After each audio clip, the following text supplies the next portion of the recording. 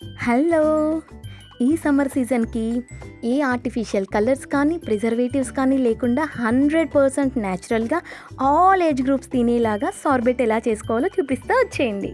మీకు అవైలబిలిటీలో ఉన్న ఫ్రూట్స్ అన్నిటిని ఇలా చక్కగా డీప్ ఫ్రిడ్జ్‌లో ఫ్రీజ్ చేసుకొని 1 బై 1 బ్లెండ్ చేసుకోండి. ఇప్పుడు ఈ ఫ్రూట్స్‌ని మనం 1 బై 1 బ్లెండ్ చేస్తే ఇలా థిక్‌నెస్ రావాలి. ఇంకా హార్డ్ కావాలంటే ఇంకొకసారి డీప్ ఫ్రిడ్జ్‌లో పెట్టి బ్లెండ్ చేసుకోండి.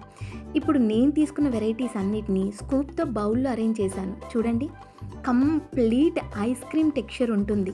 That to very colourful. అసలు సార్బెట్ అంటే ఏంటో తెలుసా? మిల్క్ ప్రోడక్ట్ ఏది యూజ్ చేయకుండా న్యాచురల్ ఫ్రూట్స్తో చేసేదే సార్బెట్. ఇప్పుడు అది ఎంజాయ్ చేస్తుంటే ఐస్ క్రీమ్ క్రేవింగ్ ఉన్నోళ్ళు అయితే కంప్లీట్ సాటిస్ఫై అయిపోతారు. చూడండి, కలర్ టెంప్టింగ్, టేస్ట్ అయితే వేరే లెవెల్ ఉంది. ఇప్పుడు ఇదే సార్బెట్ని పాప్సికల్స్గా ఎలా చేయాలో చూపిస్తారండి. ఇదే సార్బెట్ని నేను 1 బై 1 3 కలర్స్ ఒక్కొక్క పాప్సికల్ మౌల్డ్లో వేసుకున్నాను. ఇది ఒకవేళ జ్యూస్గా తీసుకుంటే మాత్రం ఇలా మీకు కలర్స్ డిఫరెన్షియేట్ చేయడం ఇంపాసిబుల్. అందుకే సార్బెట్తో ఈ పాప్సికల్ సూపర్గా వస్తుంది. ఇలా అరేంజ్ చేసుకున్న ఫ్రూట్ పాప్సికల్ని 4 to 5 అవర్స్ డీప్ ఫ్రీజ్లో పెడితే చూడండి, పాప్సికల్ రెడీ. ఎంత బాగుందో కదా! పిల్లలు అయితే చాలా అట్రాక్ట్ అయిపోతారు.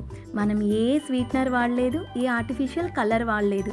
ఇవి చూస్తుంటేనే ఎంత బాగుందో. మీ దగ్గర ఏ ఫ్రూట్ ఉన్నా దాంతో ఇది ఖచ్చితంగా ట్రై చేయండి. హెల్దీగా పెట్టామని పేరెంట్స్, టేస్టీగా ఉందని పిల్లలు ఇద్దరు సాటిస్ఫై అయ్యే పాప్సికల్ ఇది. చూసారు కదా! ఇలా మీరు కావాలంటే సార్బెట్ని ఐస్ క్రీమ్గా చేసుకోండి, లేదంటే పాప్సికల్గా చేసుకోండి. మీకేది నచ్చిందో కామెంట్ చేయండి.